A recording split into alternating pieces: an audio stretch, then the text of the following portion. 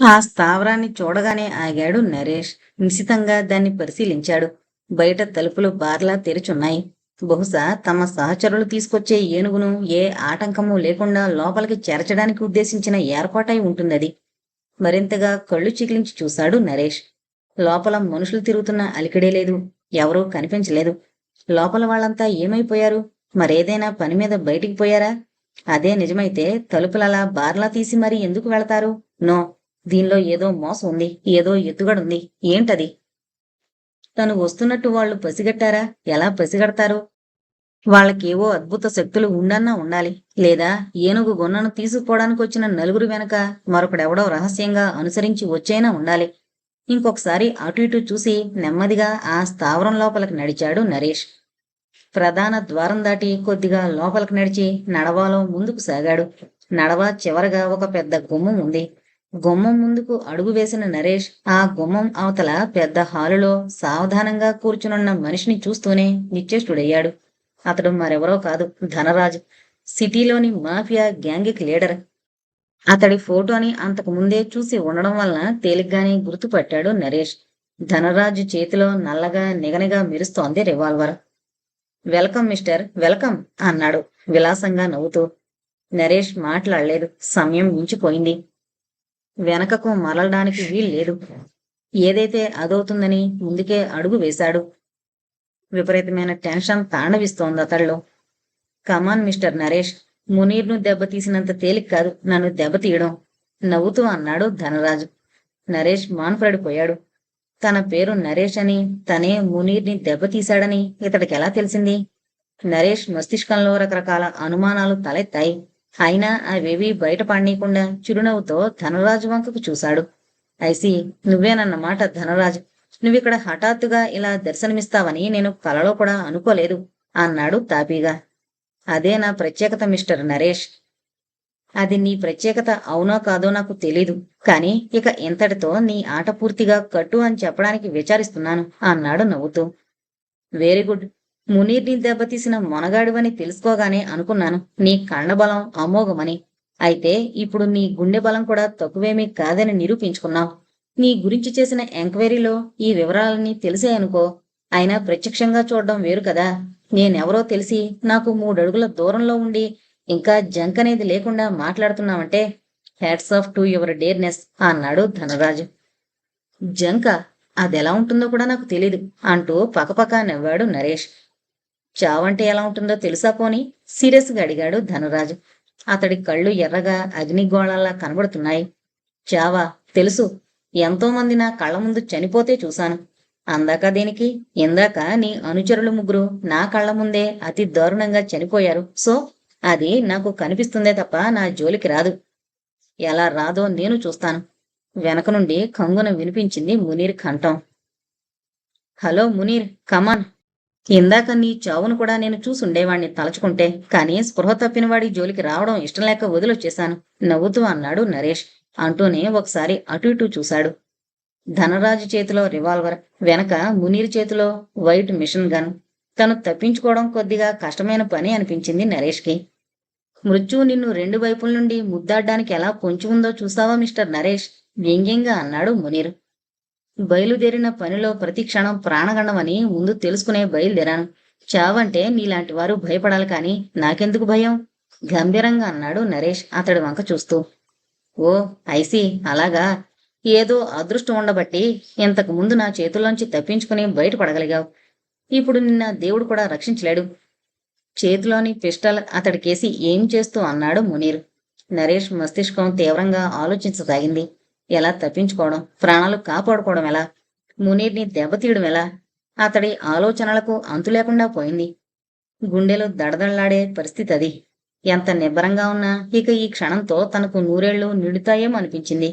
అయినా ఏదో ఒక విధంగా తప్పించుకునే అవకాశం దొరకదా అని ఎదురు చూడసాగాడు. మునీర్ కుడిచేతి చూపుడు వేలు సేఫ్టీ క్యాచ్ ని రిలీజ్ చేసింది. క్షణానికి మృత్యువు దగ్గరవుతోంది. నరేష్ లో టెన్షన్ పెరిగిపోసాగింది. అయినా అదేమీ బయటికి కనబడనీయకుండా నిర్వికారంగా నిలబడ్డాడు. మునీర్ చూపుడు వేలు ట్రిగ్గర్ మీదకు వెళ్ళింది. మిస్టర్ నరేష్, నువ్విక కడసారి దైవ ప్రార్థన చేసుకో. నువ్వు మరణించడానికి ఇంకెంతోసేపు లేదు, వెకిలిగా నవ్వుతూ అన్నాడు. ఆ అవసరం నాకు లేదు. ప్రార్థన ఏదైనా చేసుకోవాలనుకుంటే నువ్వే చేసుకో. నరేష్ కూడా వ్యంగ్యంగా అన్నాడు. మునీర్ చివాలున సోఫాలోంచి లేచి నిలబడుతూ అరిచాడు ధనరాజు. ఎస్, అతడి వైపు చూస్తూ అన్నాడు మునీర్. డోంట్ షూట్ హిమ్, అరిచాడు ధనరాజ్. వాట్? అదిరిపడ్డాడు Munir. Yes, don't shoot him, మళ్ళీ అన్నాడతడు. ఏం చెబుతున్నావో నాకు అర్థం కావడం లేదు, అయోమయంగా అడిగాడు మునీర్. Follow what ఐసే. నీకు విషయం తర్వాత అర్థమవుతుంది, కానీ ముందు నేను చెప్పినట్లు చేయి. ధనరాజ్ గొంతు ఆజ్ఞాపిస్తున్న ధోరణిలో ఉంది. ఆల్ రైట్ అని ట్రిగ్గర్ మీద నుంచి వేలుని బయటకు తీస్తూ, వీణ్ణి ఏం చేద్దాం ఇప్పుడు అని అడిగాడు మునీర్. బంధించు అన్నాడు ధనరాజ్. థ్యాంక్స్ మిస్టర్ ధనరాజ్ అన్నాడు నరేష్ నవ్వుతూ. అతడి మాటలకు నివ్వెరపోయాడు ధనరాజ్. వాట్? థ్యాంక్స్ దేనికి? నీ ప్రాణాలు టెంపరీగా నిలిపినందుకా అని అడిగాడు తెపరిల్లి. కాదు, నా చేతిలో 2 నిండు ప్రాణాలు బలి కాకుండా ఆపినందుకు అన్నాడు నరేష్. ఆ మాటలకు పకాలను నవ్వాడు ధనరాజు. అతడితో పాటు మునీర్ కూడా నవ్వసాగాడు. ఆ అవకాశాన్ని వృధా కానీ దలుచుకోలేదు నరేష్. ఒక్కసారిగా అతడి నోటి వెంట ప్రళయ భయంకరమైన కుంఫు సింహనాదం వెలువడింది. విద్యుత్ వేగంతో గాల్లోకి ఎగిరాడు. అతడి కుడిపాదం అత్యంత వేగంతో మునీర్ భుజం మీద డబుల్ జంపింగ్తో పంచును ప్రజెంట్ చేసింది. ఆ పంచు తగలగానే బంతిలా ఎగురుకుంటూ వెళ్లి 6 అడుగుల దూరంలో పడిపోయాడు మునీరు. ఆ సంఘటనకు ధనరాజు స్తంభించిపోయాడు.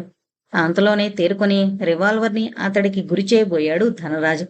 అయితే అదే సమయంలో బయటనుంచి దూసుకుని లోనికొచ్చిన లలిత చేతిలోని రివాల్వర్ ఢామ్ అని గర్జించింది. అతడి చేతిలోని రివాల్వర్ ఎగిరి అవతల పడింది. దాంతో నిశ్చేష్టుడైపోయాడు ధనరాజు. నరేష్ కూడా ఆశ్చర్యపోతూ లలిత వంక చూశాడు. ఎవరూ అంగుళం కూడా కదలద్దు. కదిలారా మీ నాయకుడి బుర్ర పేలిపోతుంది, ఖబర్దార్! తీవ్ర స్వరంతో హెచ్చరించింది లలిత. కిందపడి లేవబోతున్న మునీర్ ఆ గదిలో నిలబడున్న 5గురు ధనరాజు అనుచరులు ఎక్కడి వాళ్ళక్కడ బొమ్మల్లా నిలబడిపోయారు. మీరెవతలకు రండి అంటూ నరేష్తో చెప్పి భుజానికి తగిలించుకున్న నైలాన్ తాడు చుట్టను అతడి వైపుకు విసిరివేసింది లలిత. ఆమె ఉద్దేశమేంటో వెంటనే అర్థం చేసుకున్నాడు నరేష్. ఆ తాడుని గాల్లోనే అందుకుని ముందుకు కదిలాడు. ధనరాజ్తో సహా అక్కడున్న 6గురిని చేతులు కాళ్ళు వెనక్కి విరిచి ఆ తాడుతో కట్టేయడానికి అతడికి దాదాపుగా అరగంట సమయం పట్టింది. అంతసేపు రివాల్వర్తో వాళ్ళందర్నీ జాగ్రత్తగా కవర్ చేసింది లలిత.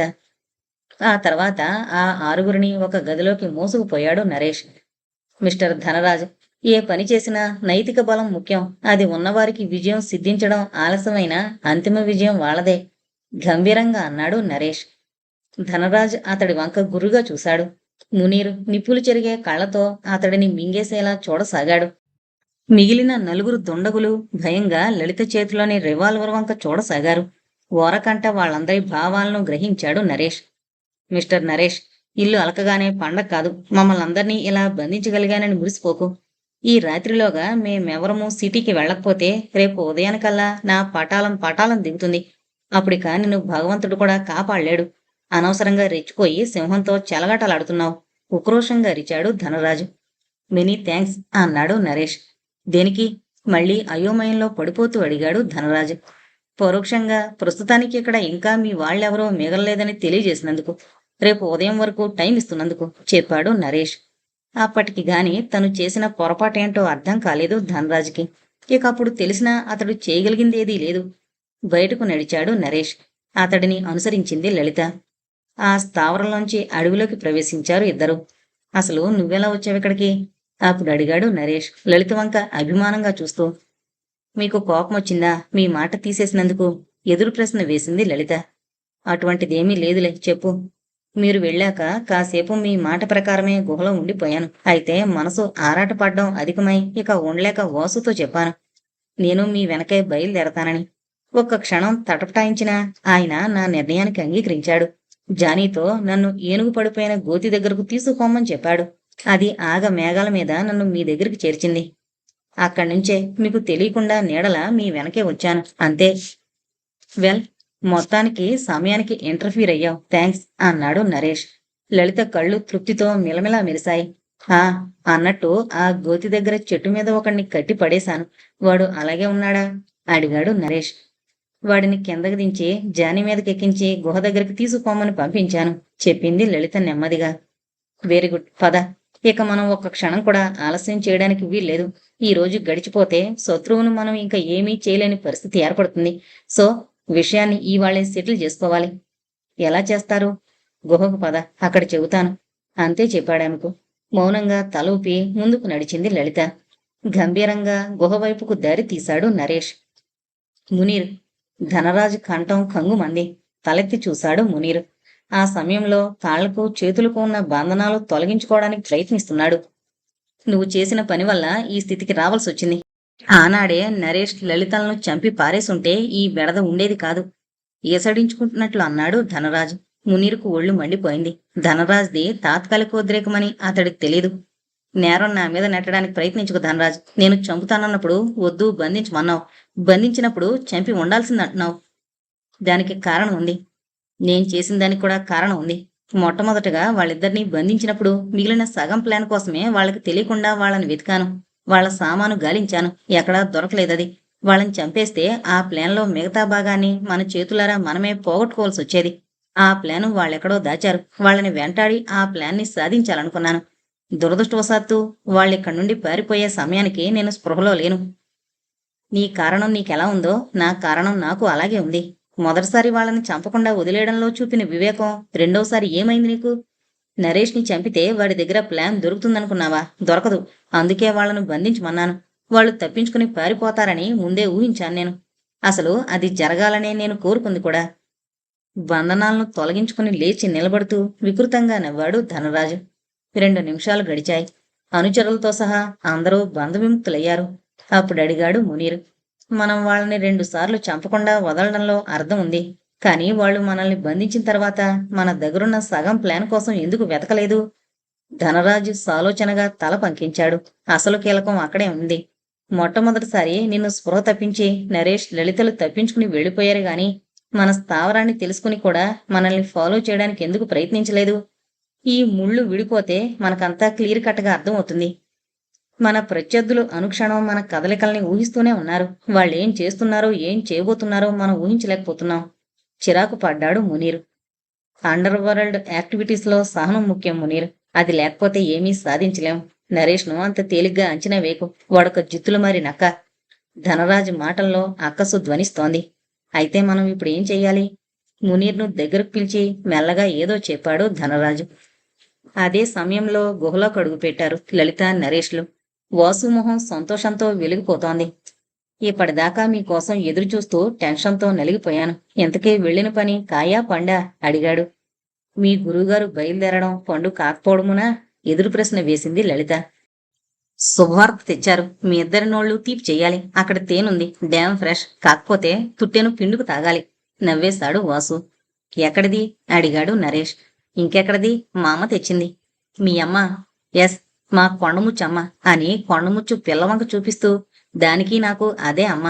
నిజంగా ఈ 10 రోజులు రెండు నన్నెంత అపురూపంగా చూసుకున్నాయో తలచుకుంటేనే నాకెంతో ఆశ్చర్యంగా ఉంటుంది. వాసు ప్రేమగా అన్నాడు. పోయిన జన్మలో నువ్వు కొండముచ్చు అయ్యుంటావు. ఆ విషయం గుర్తించే అవి నిన్ను అంతగా ఆదుకునుంటాయి. నరేష్ నవ్వుతూ చూశాడు వాసు వైపు. నన్ను ఉడికిద్దామనా? అయినా ఎంతోమంది మనుషుల కన్నా ప్రేమాభిమానాలు, ఆప్యాయతానురాగాలు తెలిసిన ఈ కొండముచ్చులు నయం కదూ. నేను కొండముచ్చును పోయిన జన్మలోనే కాదు, ఈ జన్మలో ఇప్పుడైనా బాధపడ్ను సీరియస్ గా చెప్పాడు వాసు. అది సహజమేగా. స్వజాతి అంటే ఎవరికైనా అంత అభిమానం ఉంటుంది. ఇంకొక చొరక తగిలించాడు నరేష్. ఇంకా నవ్వుతూనే ఉన్నాడు నరేష్. వాసు కూడా నవ్వేస్తూ, అది సరే కాని అసలు ఏం జరిగిందో చెప్పవేమిటి ఎంతకీ? అడిగాడు ఆసక్తిగా. జరిగిందంతా పోసుగుచ్చినట్టు చెప్పాడు నరేష్. నువ్వు చెప్పిందంతా విన్నాక నాకు కొన్ని సందేహాలు తలెత్తుతున్నాయి. మునీర్ మిమ్మల్ని బంధించినప్పుడు మిగిలిన సగం ప్లాన్ కోసం అతడిని ఎందుకు సోదా చేయలేదు? ఆ స్థావరాన్ని ఎందుకు గాలించలేదు? మునీర్ని వెంటాడి వాళ్ళ దగ్గరున్న ప్లాన్ భాగంలోని ఎండింగ్ పాయింట్, మన దగ్గరున్న ప్లాన్లోని స్టార్టింగ్ పాయింట్ ను చేరుకోవడానికి ఎందుకు ప్రయత్నించలేరు? కనీసం రెండవసారైనా ధనరాజు మునీర్ల వద్ద మిగిలిన ప్లాన్ కోసం దేనికి వెతకలేదు? అడవి మధ్యలో ధనరాజుకి స్థావరంగా ఉన్న ఆ బిల్డింగ్ విషయం ఏమిటి? వాసు వంక నవ్వుతూ చూశాడు నరేష్. నువ్వు అడిగిన ప్రశ్నలన్నింటికీ ఒకటే సమాధానం. అది అడవి మధ్యలోని బిల్డింగ్. నిధి ప్లాన్ 2 ముక్కలు చేయబడింది. మనకి దొరికింది రెండవ సగభాగం. దానిలో స్టార్టింగ్ పాయింటే ఆ బిల్డింగ్. ఆ విషయం ధనరాజుకి తెలీదు. వాళ్ళ దగ్గరున్న సగభాగంలో లాస్ట్ పాయింట్ బిల్డింగ్ ప్రాంతంగా సూచించబడిందే కాని ఆ ముఖంలో బిల్డింగ్ గురించి లేదు. నీ సందేహాలన్నీ తీరిపోయాయా? నాకో చిన్న సందేహం లలిత మధ్యలో కల్పించుకుంది. నరేష్ చిన్నగా నవ్వాడు. స్టార్టింగ్ పాయింట్ తెలిసిన తర్వాత కూడా నిధిని సాధించడానికి ఎందుకు బయలుదేరలేదు? ఇంతకీ మీ దగ్గరున్న ప్లాన్ వాళ్ళకి దొరకకుండా ఎక్కడ దాచారు? ఉత్సుకతతో అడిగింది. ధనరాజు గురించి మీకు పూర్తిగా తెలీదు. వాడు అనుక్షణం మనల్ని ఛాయలా వెంటాడుతూనే ఉన్నాడు. వాడిని ఏమార్చి నిధిని మనం చేజిక్కించుకోవాలి. అదీగాక వాసును కలుసుకోవడం ఎంతో ముఖ్యం. ఇక ప్లాన్ అంటావా? మన దగ్గర నుండి దాన్ని సాధించడానికి ధనరాజు ప్రయత్నిస్తాడని ముందే ఊహించాను. అందుకే దాన్ని వాళ్ళ చేతికి చిక్కకుండా కాల్చి మసి చేసేశాను చెప్పాడు నరేష్. ఉలిక్కి పడ్డారు లలిత వాసులు. భయపడకండి. అది నా బుర్రలో రికార్డ్ అయి ఉంది. సర్ఫ్ అడ్వర్టైజ్మెంట్లో లాగా చూపుడు వేలుతో కణత మీద తడుతూ నవ్వాడు నరేష్. సరిగ్గా ఆ సమయంలోనే ధనరాజు మునీర్తో నిధిని సాధించడానికి కుట్ర చేస్తున్నాడు. ఆ విషయం నరేష్ బృందానికి తెలీదు. ఇంకా ఎంతసేపు ఇలా కాచు కూర్చోవడం? విసుగ్గా అంది లలిత. ధనరాజు ముఠ ఇక్కడి నుండి కదిలే వరకు మనం వేచి ఉండవలసిందే ఓర్పుగా సమాధానం చెప్పాడు వాసు. ధనరాజు స్థావరంగా మార్చుకున్న పాత భవనానికి దూరంగా చెట్ల వెనక నిరీక్షిస్తున్నారు ఇద్దరు. అప్పటికి ఆ నిరీక్షణ ప్రారంభమై దాదాపు 4 గంటల ఉంటుంది. ధనరాజు మునీరులు వారి అనుచర బృందం భవనంలోనే ఉండిపోయారు. ఎక్కడికి కదల్లేదు. లలిత ఉన్నట్లుండి ఉలిక్కి పడింది. ఆమె దృష్టి పాత భవనంపైనే ఉంది. కొండముచ్చు కిచకిచలాడుతూ వాళ్ల ముందు నుండి పరిగెత్తుకెళ్లి ధనరాజు స్థావరంలో జొరబడింది. దాని చేతిలో కిట్ బ్యాగ్ ఉంది. సరిగ్గా అదే క్షణంలో ధనరాజు అనుచరుడు కొండముచ్చు వైపు చూస్తూ కర్రనందుకున్నాడు. వాడి మనోగతం తెలిసిన కొండముచ్చు వాడికి అందకుండా అటు ఇటూ పరిగెత్తసాగింది. నరేష్ కిట్ బ్యాగ్ అది కొండముచ్చు ఎత్తుకొచ్చింది కంగారుగా అంది లలిత. వాసు ఏమాత్రం ఆందోళన చెందలేదు. తాపీగా నవ్వేశాడు. ఊరికే ఆ పని చేయదది. దానిలో ఏదో పరమార్థం ఉండే ఉంటుంది. గురువాడించే నాటకంలో ఇది ఒక సన్నివేశమేమో. అప్పుడే మునీర్ కళ్ళు కొండముచ్చు చేతిలోని కిట్ బ్యాగుపై పడ్డాయి. అతడి మనసులో ఏదో ఆశ తళుక్కుమంది. రే, దాన్ని తరమకు. ఎలాగోకలా దాని చేతిలోని ఆ కిట్ బ్యాగుని చేజిక్కించుకో. అది నరేష్ గాడి బ్యాగు అరిచాడు. కర్ర అవతల పడేసి కొండముచ్చు వైపు కదిలాడు ఆ అనుచరుడు. వాడికి దొరకకుండా అరగంట సేపు ముప్పు తిప్పలు పెట్టింది కొండముచ్చు. ఉన్నట్టుండి బ్యాగుని విసిరి ఆ అనుచరుడి మొహాన కొట్టి అక్కడి నుంచి పారిపోయింది. మునీర్ మొహంలోకి సంతోషం తన్నుకొచ్చింది. పరిగెత్తుకుంటూ వచ్చి బ్యాగుని అందుకున్నాడు. ఆతృతగా దాన్ని తెరిచి వెతకడం ప్రారంభించాడు. 2 నిమిషాల శ్రమ తర్వాత అతడి ప్రయత్నం ఫలించింది. సంతోషంతో గుండెలు ఎగిరిపడ్డాయి. గట్టిగా అరవబోయాడు. అదే క్షణంలో అతడి మనసులో ఓ వికృతమైన పథకం రూపుదిద్దుకుంది. కోటాను కోట్ల రూపాయల విలువ చేసే నిధిని ధనరాజుతో పంచుకోవడం అతడికి ఇష్టం లేకపోయింది. ధనరాజుని తన దారిలో నుండి తప్పించేస్తే అప్రయత్నంగా అతడి చెయ్యి బొడ్లో ఉన్న రివాల్వర్ని తడిమింది. రివాల్వర్ బట్ అతడి చేతికి చల్లగా మంచు ముద్దలా తగిలింది. సరిగ్గా అప్పుడే జరిగింది అనుకోని సంఘటన. కిటి బ్యాగ్లో నుండి ప్లాన్ కాగితంలో సగభాగం మునీరు బయటకు తీయడానికి గమనించిన అనుచరుడు రేచుకొక్కలా లోపలికి పరిగెత్తి రొప్పుతూ ఈ విషయాన్ని ధనరాజు చెవిలో ఊదేశాడు. వార్త ధనరాజుని చేరిందని మునీర్కి ఏమాత్రం తెలీదు. అనైక్యత అపజయానికి తొలిమెట్టు. ఈ విషయం గ్రహించే స్థితిలో లేరు ధనరాజు మునీరులు. లోపలికడుగు పెడుతున్న మునీర్ వంక తలెత్తి చూశాడు ధనరాజు. మునీర్ అతడితో కిట్ బ్యాగ్ విషయం చెప్పాడే గాని ప్లాను దొరికిన విషయం చెప్పలేదు. అప్పుడు అర్థమైంది ధనరాజుకి అతడి మనసులోని కుట్ర. మరుక్షణం పెదవులపై చిరునవ్వు విరిసింది. మునీర్కు ధనరాజు మనసులో కదలాడుతున్న ఆలోచనల గురించి తెలుసుకునే అవకాశం లేకపోయింది. ధనరాజు ఆ అవకాశం కూడా అతడికి ఇవ్వలేదు. చటుక్కున రివాల్వర్ తీసి మునీర్ వైపు గురిపెట్టి పేల్చాడు. ధన్ ధన్. రివాల్వర్ 6 బుల్లెట్లను ఒకేమారు కక్కింది. అవి మునీర్ శరీరంలోకి దూసుకుపోయాయి. కుప్పలా రక్తపు మడుగులో కూలిపోయాడు మునీర్. ధనరాజు వికృతంగా నవ్వాడు. మునీర్ని సమీపించి అతడి జేబులోని ప్లాన్ కాగితాన్ని చేజిక్కించుకుని ఆనందంతో అక్కడి నుంచి కదిలాడు. అదే అతడు చేసిన తప్పు. ఫలితం వెంటనే అనుభవించాడు. కొస ప్రాణంతో రక్తపు మడుగులో పడున్న మునీర్ చేతిలోని రివాల్వర్ భీకరంగా గర్జించింది ఉన్నట్టుండి. చేతిలో ప్లాన్ కాగితాన్ని గాల్లోనే వదిలేస్తూ మొదలు నరికిన చెట్టులా నేల కూలిపోయాడు ధనరాజు. ఆ క్షణంలోనే అతడి ప్రాణాలు అనంత వాయువుల్లో కలిసిపోయాయి. రివాల్వర్ శబ్దాలు వింటూనే అక్కడికి పరిగెత్తుకుంటూ వచ్చిన అనుచరుడు ఆశగా ప్లాన్ కాగితం కోసం ముందుకు కదిలాడు. అదే సమయంలో వెనక నుండి పరిగెత్తుకొచ్చి వాణ్ణి పడదోసి కాగితాన్ని దొరకబుచ్చుకున్నాడు మరొక అనుచరుడు. ప్లాన్ కోసం పెనుగులాట మొదలైంది. ఆ గొడవకు మిగతా అనుచరులందరూ చేరుకున్నారక్కడికి. దొమ్మి ప్రారంభమైంది. బయట నుండి లలిత వాసులు అంతా గమనిస్తూ కూర్చున్నారు. గురువు ఊహించినట్లే జరుగుతుందనుకుంటా నవ్వుతూ అన్నాడు వాసు. ఏం గురువో ఏం శిష్యుడో మీ ఇద్దరి ఆలోచనలు మీకే తెలియాలి. నాకు చెబితేగా తెలిసేది. తను నవ్వేసింది లలిత. ఆ ప్లాను నరేషు సృష్టి అని ఊహించారిద్దరు. ఆ సమయంలోనే భవనంలో నుండి చేతిలో కాగితంతో బయటకు దూసుకొచ్చాడొకడు. వాడి వెనక పడ్డారు మిగిలిన వారు. స్వార్థం. ఎవరికి వారే నిధిని సొంతం చేసుకోవాలనే స్వార్థం. సరిగ్గా అప్పుడే జరిగిందో విచిత్ర సంఘటన. ఏనుగుల గుంపు ఘేంకారాలు చేస్తూ ప్రత్యక్షమైందక్కడ. అనుకోకుండా అడవి ఏనుగులు ఎదురుపడ్డంతో వెనక్కి తిరిగి పారిపోవడానికి ప్రయత్నించసాగారు దుండగులు. మందలో ముందున్న ఏనుగు మీద కూర్చునుంది కొండముచ్చు. పొడమి దద్దరిల్లే పదగట్టనలతో దుమ్ము రేపుకుంటూ వారిని వెంటాడసాగాయి ఏనుగులు. వాళ్ళని అంతమొందించడమే వాటి ధ్యేయం. 2 నిమిషాల వ్యవధిలో వాసు లలితలు చూస్తుండగానే వాటి కాళ్ల కింద పడి నలిగి నుజ్జే మరణించారందరూ.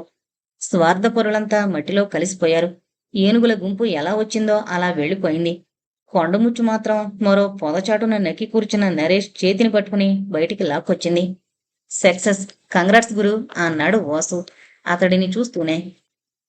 తన బ్రెయిన్లో రిజిస్టర్ అయిన ప్లాన్ ప్రకారం ముందుకు నడుస్తున్నాడు నరేష్. అతడి వెనకగా లలిత వాసులు అనుసరిస్తున్నారు. ప్లాన్లో కలవ పువ్వు గుర్తుంది. అంటే ఈ చెరువు అని అర్థం. ఇక్కడి నుండి కుడి చేతి వైపుకు తిరగాలి అన్నాడు నరేష్. చెరువు నిండా కలవ పువ్వులు వికసించున్నాయి. లలిత అబ్బురు పడుతూ చూసింది చెరువు వంక. అరగంట ప్రయాణం తర్వాత ప్లాన్ ప్రకారం ఒక కొండ గుహను చేరుకున్నారు వాళ్ళు. గుహలో అంతా చీకటి వ్యాపించింది. టార్చి సాయంతో ముందుకు సాగిపోయారు వాళ్ళు. గుహ సొరంగంగా మారింది. వెతుకుతూ ముందుకు సాగిపోతూనే ఉన్నారు వాళ్ళు. ఎంత దూరం లోనికొచ్చారో కూడా తెలీదు. ఉన్నట్టుండి కెవ్వున అరిచింది లలిత. ఆ అరుపు దూరంగా ఎక్కడ్నుండో వినిపించడంతో వెనుతిరిగి చూశారు నరేష్, వాసు. ఆమె ఎక్కడో ఆగిపోయింది. పరుగు పరుగున ఆమెను చేరుకున్నారు. ఆమె ఆగిన ప్రదేశంలో సొరంగం మలుపులు తిరిగింది. ఏంటి, ఏమైంది? ఆతృతగా ప్రశ్నించాడు నరేష్. అప్పుడు చూపించిందామె సొరంగపు గోడలో నుండి వస్తోన్న పచ్చని వెలుగు వంక. ఎస్, ఇదే. ప్లాన్లో వెలుగుని సూచిస్తూ సూర్యుడి బొమ్మ గీసుంది. నరేష్ మొహం ఆనందంతో కళకళలాడింది. ఆ వెలుగొస్తోన్న దిశకు అభిముఖంగా దారి తీశాడు. సొరంగం గోడపై మునివేళ్లతో టక్ టక్ మని కొట్టసాగాడు. 2 నిమిషాల తర్వాత అతడి శ్రమ ఫలించింది. ఒకచోట బోలు శబ్దం వినవచ్చింది. భుజానికున్న బ్యాగులో నుండి సుత్తిని బయటకు తీసి అక్కడ కొట్టసాగాడు. 10 నిమిషాల తర్వాత గోడ కూలి మనిషి పట్టేంత ఖాళీ ఏర్పడింది. ముగ్గురి కళ్ళు ఒక్కసారి జిగేలమన్నాయి. విలువైన వజ్రాలు, బంగారు నాణాలతో ఆ అంతర్భాగం నిండుంది. ఒక చిన్న సందేహం గురు అన్నాడు వాసు. నీకు సందేహం రాందెప్పుడు అడుగు. ఎవడో ముసలి గిరిజనుడికి దొరికిన బంగారు నాణాన్ని బట్టి ధనరాజ్ ఈ నిధి కోసం ప్రయత్నించాడని వాడి అనుచరుడు నీకు చెప్పింది. ఎంత గుప్తంగా దాచిన నిధిలోని నాణం ఆ గిరిజనుడికి ఎలా దొరికింది? క్షణకాలం ఆలోచించాడు నరేష్. 300 ఏళ్ల క్రితం నిధిని ఇక్కడకు తరలిస్తున్న సమయంలో జారి పడిందే ఉండొచ్చు ఆ బంగారు నాణం. చాలా ఇంకా సందేహాలున్నాయా? విసుగ్గా అన్నాడు నరేష్. నాదో చిన్న సందేహం అంది లలిత నవ్వుతూ అతడిని టీస్ చేయాలని. భయంగా ఆమె వైపు చూశాడు నరేష్. నువ్వు కూడా ఆ సందేహాలరావుతో కలిస్తే మీ అనుమానాలను తీర్చలేక స్పృహ తప్పిపోయేట్టున్నాను నేను. 2 చేతులు ఎత్తి ఆమెకి దండం పెట్టాడు అతడు. కిలకలా నవ్వింది లలిత. వాసు కూడా ఆమెతో శృతి కలిపాడు. ఇంతటితో డెత్ గేమ్ అనే నవల కంప్లీట్ అయిందండి. నేను అనుకున్నట్టుగా నిధి గురించి అయితే పెద్దగా ఏం లేదు. అంతా అడవిలో జరిగిందే మొత్తం రాశారు. ముందుగా మన ఛానల్ను సబ్స్క్రైబ్ చేసుకోగలరు. Thank you.